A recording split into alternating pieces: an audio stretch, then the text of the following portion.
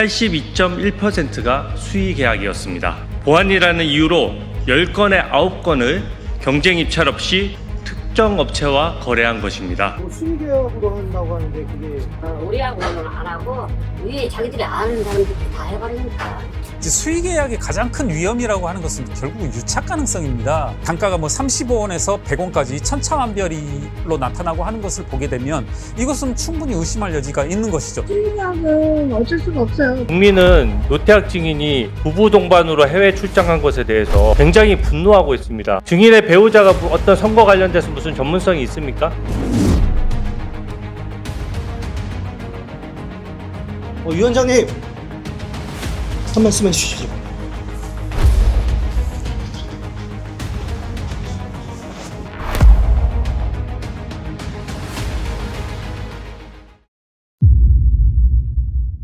지난 2일 잠실 개표소에서는 국회 국정조사특별위원회 소속 여야 의원들의 현장 조사를 앞두고 그 어느 때보다 긴장감이 감돌았습니다.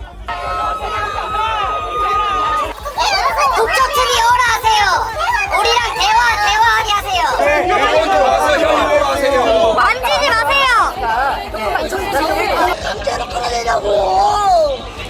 경찰과 투표함 반출을 막아섰던 시위대 사이의 팽팽한 대치 상황. 출입문 앞에서 드러누우며 진입을 막은 참가자는 경찰의 사지가 붙들린 채 끌려가는 상황까지 벌어졌습니다. 부정선거를 주장하며 시위대가 봉쇄했던 잠실 개표소 문이 27일 만에 열렸습니다. 현장 조사단을 해치고 안으로 들어가 보니 방 안에 상자들이 가득 쌓여 있습니다. 있는 건 투표지밖에 없다라는 말씀이신 거죠? 총장님 보시기에 선 보관했을 때하고 똑같은 상황이죠? 네, 맞습니다. 총 투표수는 얼마로 생각하고? 247만 매 정도. 247만 매? 예. 내부 CCTV 있어? 여기 내부에는 저희가 여기는 없네. 야, CCTV 없습니다. 예. 안 달려 있어. 밖에 복도에는 있습니다. 수많은 유권자의 소중한 한 표가 담긴 상자들이지만 어지러이 방치된 모습에서 6월 3일 투표용지 부족 사태의 참담함과 혼란이 고스란히 전해지는 듯합니다. 동시 지방선거가 있던 지난 6월 3일 송파 제7선거구 투표용지 부족으로 현장은 아수라장이 됐습니다.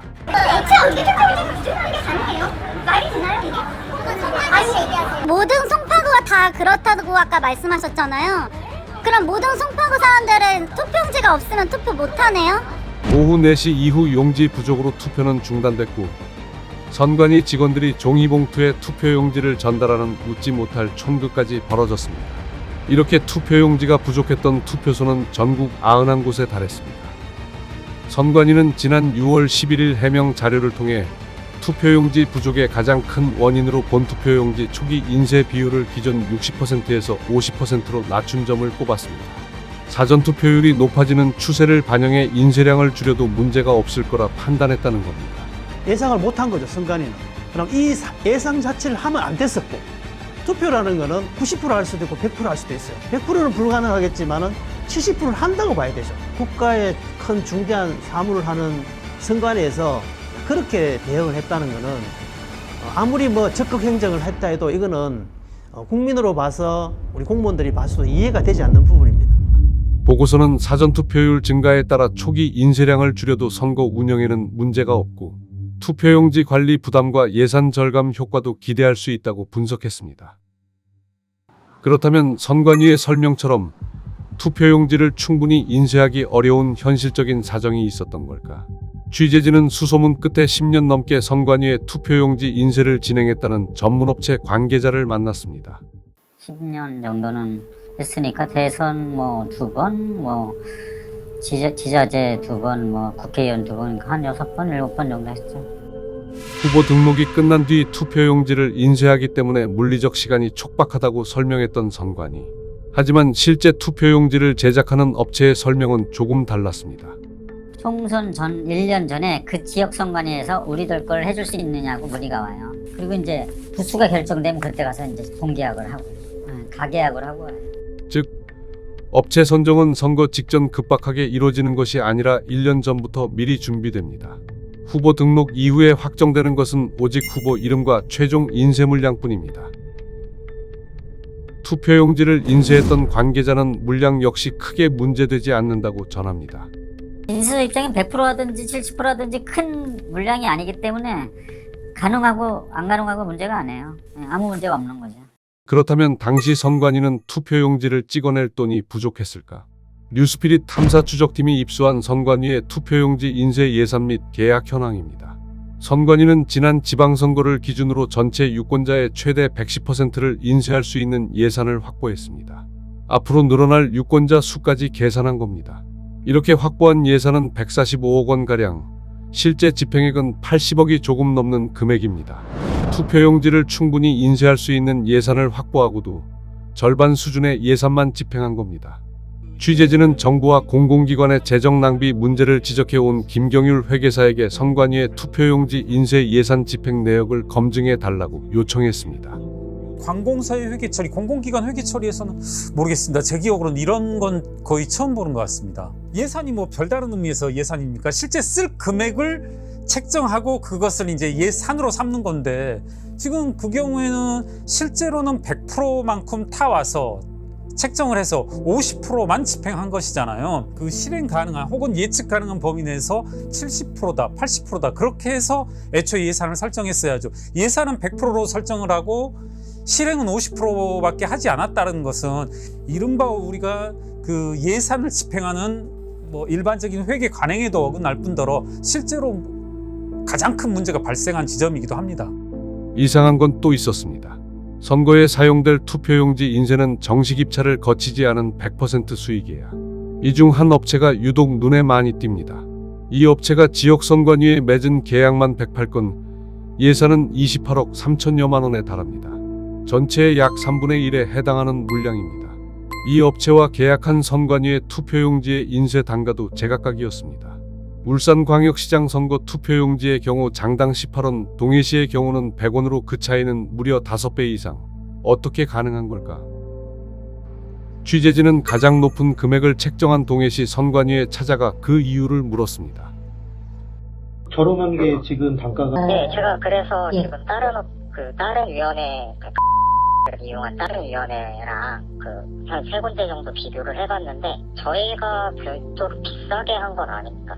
다른 지역 선관위와 비슷한 단가로 계약했다는 동해시 선관위.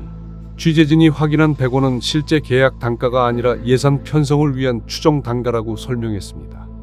저희가 이제 8회 지방선거 때 그 후보자 수가 시의원 같은 경우에 지금 12명이 나왔었거든요. 지금은 6명인데 그때는 12명이니까 이 길이에 따라서 저희가 좀 넉넉하게 잡아야 되기 때문에 15명 기준으로 산정을 했습니다. 그러다 보니 지금 100원 정도로 해서 산출을 했고, 그 높다고 해서 타 위원회랑 비교하면 그렇게 높게 산정한 것도 아니긴 합니다. 후보자가 많아질수록 투표용지가 길어지는 만큼 후보가 확정되지 않은 상태에서 예산을 편성해야 해 단가를 넉넉하게 산정했다는 겁니다. 그렇다면 특정 업체에 일감이 몰린 이유는 뭘까? 사실 지금 투표용지 인쇄 같은 경우가 인쇄할 수 있는 업체 자체가 굉장히 적기 때문에 그냥 전국에 250개 넘는 위원회가 있잖아요. 근데 업체는 같은 데가 가능한 업체 숫자는 제가 알기로는 10개가 안 되는 걸로 알고 있습니다. 업체 숫자 자체가 적다 보니 그런 식으로 될 수밖에 없지 않나 라고 생각을 합니다. 이거는. 하지만 우리가 만난 인쇄소 업체들의 이야기는 조금 달랐습니다. 이게 자기들이 아는 사람들끼리 다 해버리니까 우리까지는 없지. 이래부터 그 전부터 했을 거야. 그 전부터 했던 거를 지금 와가지고 왜 그렇게 했냐고. 그건 뭐 어떻게 할 수 없잖아요. 그래서 모르겠어요 저희.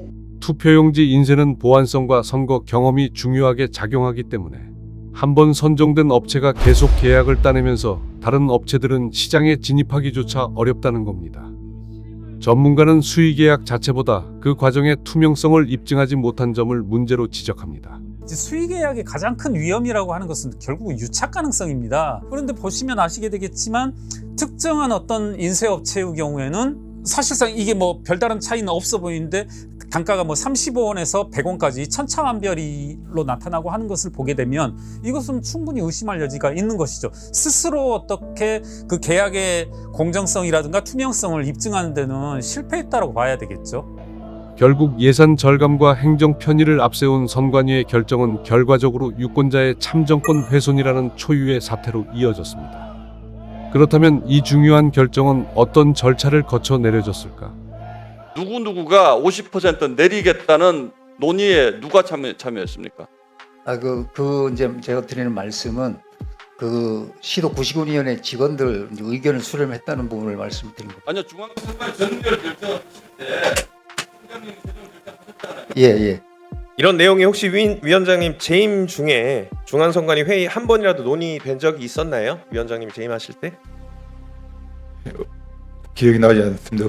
투표용지 50% 축소 인쇄 결정을 위원회 논의 없이 실무 라인 전결로 처리했다는 겁니다. 제가 볼 때 한 진짜 위에 있는 사람들이 문제라는 생각은 들어요. 근데 왜 그러냐면 이 사람들은 관리 책임을 져야 되고, 그리고 우리 한번 생각해 봅시다. 50% 지금 투표용지 인수했다는 건데 그 50%의 숫자가 어디서 나왔는지, 예를 들면 그런 문제도 생각을 해봐야죠. 지금 선거 구도가 어떻게 짜여져 있고, 그 다음에는 예를 들면 선거 구도 말고 양쪽의 프레임은 어떤 식으로 지금 하고 있고, 양당에 있어서 그 프레임이 어느 쪽이 좀 더 잘 먹힐 것 같고, 그리고 이 유권자들이 분노할 지점은 없는지, 이런 것들을 종합적으로 해도 투표율은 못 맞춰요. 근데 뭘 기준으로 그거를 분배를 했는지, 그럼 뭐더러 투표율이 이상합니까? 그렇다면 이 모든 사태를 책임져야 할 선관위의 수장 노태학 전 위원장의 행보는 어땠을까? 취재진이 입수한 노태학 선관위원장의 국외 출장 계획서입니다. 2022년 12월 호주와 뉴질랜드, 2024년 11월 독일과 에스토니아, 그리고 2025년 11월 덴마크와 스웨덴까지 위원장의 비즈니스석 항공료 등을 포함해 3번의 출장에 쓰인 국민 세금만 2억 2천만 원이 넘습니다. 놀라운 건 3번 모두 어김없이 부부 동반 출장이었다는 겁니다. 특히 노태학 위원장이 덴마크와 스웨덴으로 8박 10일 출장을 간 2025년 11월은 투표용지 부족 사태를 빚은 이번 지방선거의 예산안이 국회에서 심사되던 가장 중요한 시기였습니다. 이때 소요된 예산은 약 9천만 원. 노태학 전 위원장의 배우자에게 책정된 항공료는 1,200만 원 비즈니스석이었습니다. 숙박비는 약 730만 원, 식비도 170만 원이 넘습니다. 하지만 공식 일정은 하루 한두 건에 불과했습니다. 국민의 참정권이 담긴 투표용지에는 그토록 깐깐했던 예산 절감의 잣대가 위원장의 부부 동반 해외 출장비 앞에서는 마법처럼 사라진 겁니다. 위원장 배우자 출장 동행 왕복 비행기표 1,200만 원. 이런 비용은 아끼지 않으면서 투표용지 비용이 과연 아껴야 할 예산입니까? 증인의 배우자가 어떤 선거 관련돼서 무슨 전문성이 있습니까? 그런 건 없습니다. 절차들 하나하나 보고 또 이제 뭘 했었는지 회의 내용도 다 보고 했었는데 그게 과연 해외 출장 가서 봐야만 되는 건지 상당한 의문이 들더라고요. 배우자가 나갔다라면 그 배우자가 함께 참석한 뭐 연찬이라든가 있을 수 있다라면 배우자도 참석한 회의 뭐 이런 것들의 그런 활동 기록들이 당연히 있어야죠. 특히 이제 국가 예산과 관련된 집행 내용이니까 이런 것들은 제가 아는 범위 내선, 그리고 어떤 법규가 혹은 내규들이 제대로 만들어져 있다라면 이와 같은 경우는 환수해야죠. 전문가들은 이번 사태가 선관위에 오랫동안 자리 잡은 방만한 조직 문화의 결과라고 지적합니다. 선관위원장의 좀 방만한 인식, 배우자와 같이 세금으로 같이 가는 게 뭐 그냥 관행이라서 자기는 말이 안 되고, 누가 생각해도 그건 말이 안 되는 건데도 그런 이제 좀 방만한 책임 의식이 이제 외부로부터 통제를 받지 않는, 감시를 받지 않는 선관위의 어떤 조직의 문제와 결합해서 벌어진 일이 아닌가라고 생각합니다. 지금 현 사태에 대해서 참담한 심정으로서 저로서는 뭐라고 해도 할 말은 없습니다. 사죄를 계속 드리겠습니다. 송구하게 생각합니다. 그 과정에서 저로서는 잘 모르고 있습니다. 권고 수령을 각급 선관위에다가 하달을 하고 있죠? 네, 하고 있지요? 네, 그렇게 알고 있습니다. 알고 계시면 이것 네. 또 모르시는 건 아니지 않습니까? 그렇게 아마 진행이 되는 것으로 알고 있습니다. 보통 그런데 가실 때 부부 동반으로 가나요? 실무진에서 지금까지 전부 다 틀림없이 그렇게 해왔고, 그런 부분에 대해서 아무런 이해 제기한 바도 없었고, 그래서 당연히 그런 것으로 생각을 하고. 국회 국정조사에서도 노태학 전 위원장은 기억나지 않는다, 관여하지 않았다는 취지의 답변을 반복했습니다. 그렇다면 이 모든 논란의 중심에 있는 노태학 전 위원장의 진짜 입장은 무엇일까? 우리는 찾아 사상 초유의 투표용지 대란과 그에 따른 책임에 대해 물어보기로 했습니다. 국정조사 특별위원회의 2차 기관보고가 예정된 날, 취재진은 증인으로 출석한 노태학 전 위원장을 만나기 위해 기다렸습니다. 약 2시간의 기다림 끝에 위원장님! 뉴스 P 리세 홍성래 PD인데요. 역대 최악의 선거 참사입니다. 투표를 못한 시민들의 권리는 누가 책임집니까? 말씀 좀 해주세요. 예, 위원장님 말씀 한 번만 해주시죠. 네. 사퇴를 왜 하신 거예요? 지금 국민들은 까지 남으셔가지고 책임을 지셔야 되는 게 아닌가, 그거를 여쭤보려고 제가 왔습니다. 한 말씀 해주시죠. 취재진의 거듭된 질문에도 고개만 끄덕이던 노 전 위원장. 그 어떤 답도 하지 않은 채 자리를 떠났습니다. 그렇다면 이런 결정은 왜 반복되고 누구도 제대로 책임지지 않는 걸까? 중앙선관위는 모두 9명의 선거관리위원으로 구성됩니다. 대통령이 3명, 국회가 3명, 대법원장이 3명을 지명하며 이 가운데 위원장은 대법관이 겸임하는 것이 관례입니다. 그러다 보니 실질적인 의사결정 권한은 선관위에 상주하는 단 한 명의 상임위원과 실무 총책임자인 사무총장에게 집중됩니다. 이런 권한과 책임이 분리된 구조가 책임 행정을 약화시켰다는 겁니다. 명목적으로는 사실 최종 결정권자죠. 뭐 그렇다고 이제 선관위원장이 무슨 뭐 조직의 장으로서 모든 걸 뭐 결정한다기보다는 이제 합의제 기구니까 9명의 선관위원들이 이제 법조인이나 법관으로서 겸직을 하고 있는 상황이니까는 선거 관리 업무에 대한 전문성도 없고, 사무처장, 그다음에 뭐 이제 한 명 있는 상임위원, 뭐 그 정도가 사실 거의 대부분의 결정을 내리는. 근데 명목상 또 책임은 또 선관위원장에게 있는 비상임인. 뭐 그런 좀 구조적인 모순이 분명히 존재해 왔던 거고, 그게 이번에 좀 크게 한번 터진 것이 아닐까라고 생각을 합니다. 실제 국정조사에서도 이런 구조적 문제는 그대로 드러났습니다. 불출석한 사람들의 공통점이 있습니다. 전부 다 비상근 위원들입니다. 저는 위원장님께 좀 단호한 조치를 촉구를 하는데요. 개인적으로 이런 의구심도 듭니다. 이분들이 짬짬이를 한 건가? 어떻게 비상근 위원들만 다 불출석을 합니까? 그리고 불출석 사유를 정확하게 제시하지도 못했습니다. 책임을 물어야 할 위원들 상당수가 출석하지 않아 책임 규명에도 한계가 있다는 지적이 나온 겁니다. 그렇다면 이런 구조를 바꿀 방법은 없을까? 해외 선진국들의 사례는 우리에게 해법을 제시합니다. 영국은 상근 최고 책임자와 전문 사무국이 선거를 상시 관리하고, 캐나다는 독립된 선거관리청을 상근 최고 책임자가 이끌며 선거를 총괄합니다. 호주 역시 상근 책임자와 전문 행정조직이 연중 선거 업무를 수행합니다. 권한과 책임이 한 곳에 모여있는 만큼 국민의 참정권을 지키기 위한 관리와 감독은 더욱 철저해질 수밖에 없습니다. 사상 초유의 투표용지 대란을 계기로 최근 우리 국회에서도 대법관이 겸직하는 비상임 위원장 관례를 깨고 최고 책임자를 상근직으로 바꾸려는 선관위법 개정안이 여야 한 목소리로 발의되고 있습니다. 일단 개인적으로는 선관위원장의 좀 상임위원화 혹은 뭐 그거는 반드시 필요한 것 같고, 그건 포함해서 상임위원회 숫자를 좀 늘리는 정도는 가야 될 것 같고, 법조인의 시각으로 보는 것도 저는 문제라고 생각하거든요. 그러니까 이거는 선거 관리라는 것은 일반 시민의 어떤 상식 수준에서 우리가 납득하고 이렇게 돌아가야 되는 건데, 시각도 좀 편협해지고 그런 측면이 있기 때문에 좀 선관위원이라든지 뭐 이런 좀 다양한 배경과 다양한 관점을 가진 사람들이 좀 들어갔으면 좋겠고, 혹은 선관위를 한 조직을 넘어서서 조금 더 큰 그림 하에서 이 한국의 선거 시스템을 좀 재검토하는 그런 뭐 고민이 좀 있었으면 좋겠다. 사상 초유의 투표용지 대란은 단순한 행정착오가 아닌 선관위 조직과 운영 전반을 되돌아보게 만든 경고였습니다. 선관위 개혁을 진행하며 우리가 잊지 말아야 해요. 민주주의는 단 한 번의 선거가 아니라 국민의 한 표를 끝까지 지키내는 굳건한 시스템 위에 세워진다는 사실입니다.